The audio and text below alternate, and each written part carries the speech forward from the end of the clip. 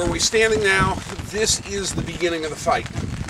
At about 5:30 in the morning, in the woods directly to our north, where you can see the barn and the White House all the way on the horizon up there, that's the Poffenberger farm, and the Union Army's 1st Corps was camped on that farm the night before the battle. The 12th Union Army Corps is back on the other side of the east woods, and just behind them. Please remember, these guys are marching. Almost 12,000 troops we're going to see here, and followed up by another 3,000, so 15,000 by the morning on one gravel road. So needless to say, there was a lot of maneuvering to get these guys into place. So the Union Army 1st Corps is closer to the battlefield when things start. The night before the battle, it rains. So, just like now. So there's a little bit of low-lying fog, there's a little bit of mud out there, but it's a pretty nice day. It wasn't a torrential rain, but in the morning at 5:30 a.m. visibility is just awful.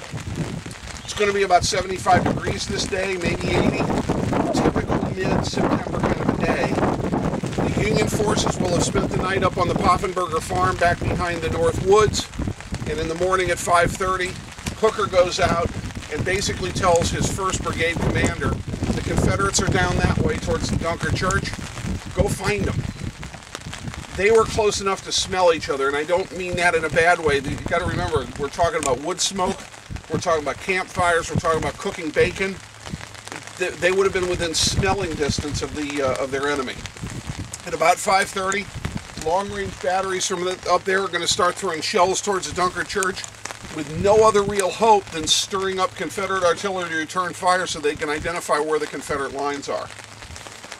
The men are going to come down into the cornfield. As you can see, you've got this fence row here, and right behind it another parallel fence row. That's 40 acres. And that's the Miller cornfield. When Civil War historians talk about the cornfield, this is it. They fought in thousands of cornfields. This is the only one that still bears the name the cornfield. So you can imagine what it was like here. The Confederates, on the other hand, are just on the other side of the road. They're primarily Georgians, and they're lying down in the morning. Their commanding officer knew something was going to happen. He had them lie down so they weren't visible. As the men entered the cornfield, they couldn't see anything in front of them but green. The Confederates, on the other hand, could see the flags of the regiments, which are on 10-foot tall poles, 6 feet 6 inches square above the corn. They know exactly where the Union Army is. When the Union Army came through to this fence line, the corn turned from green to blue as they popped through. The Confederates rose up and fired right into their front, and that's what's going to trigger this fight. Now, at various times over the next 3 hours, we're going to find Confederate troops giving way and pushing back. We're going to be seesawing between here and the Dunker Church a number of times in fairly fluid motions.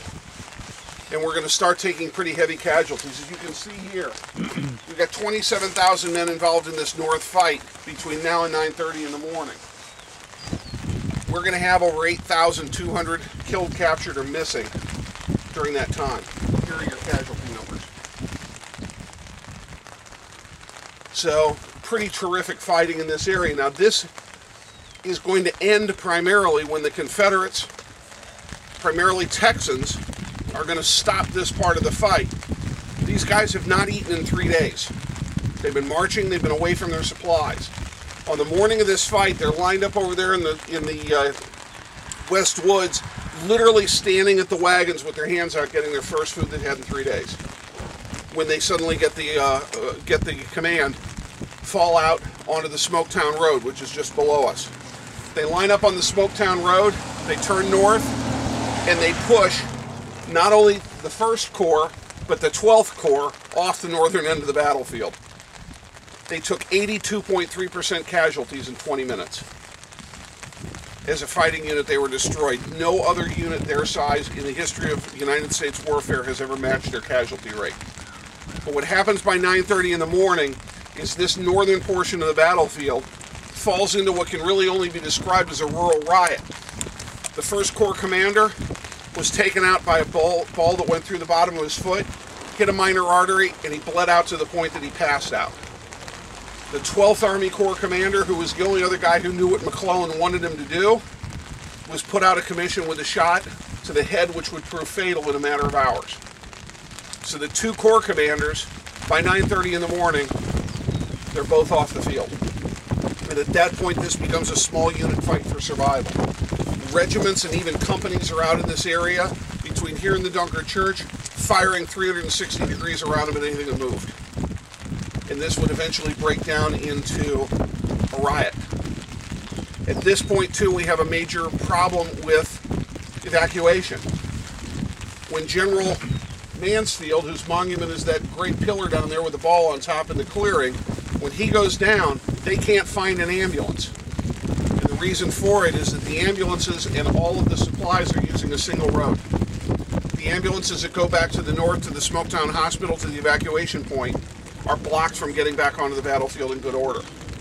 The second problem is without aid stations, there is only one aid station on this whole battlefield.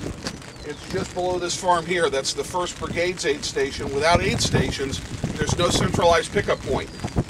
So each ambulance is acting on its own to go find the wounded and pick them up.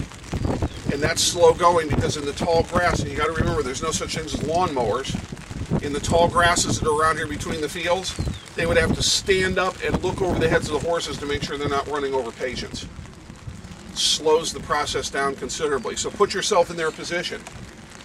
You have 8,200 casualties in an area from the Dunkard Church to the edge of this cornfield to those woods to those woods. There's no organized command. There's constant fighting, and you can't see your patients and have no centralized pickup point. That is what you're up against at this place. What's going to be worse is the second phase of battle will be coming through shortly, and we'll talk about that in a little while. And by 9:45 in the morning, that 8,000 casualty number is going to jump by 4,000 additional casualties to the total of about 12,000. Any questions at this point? How are we doing on time? Back lines, despite the fact that they're capable of accurate fire to 300 plus meters, please remember that most of the lines in this area are going to be less than 125 yards apart. That's one of the reasons why we're going to see the dramatic casualties that we do. Also remember that we do have some artillery here, and that's one of the reasons that the Texas Brigade is going to take the casualties that they do coming up. Not only are they going into a very determined fight, let's face it, they just got breakfast. They're mad as hell. They're very determined, but they're also facing both artillery and infantry opposition as they head north. And despite that, they're going to push 2 corps off the field and just cause complete mayhem. Of course, that was contributed to by the loss of command and control. So, if nothing else here, we're going to go and move down to the other end of this road. There's another little parking area like this.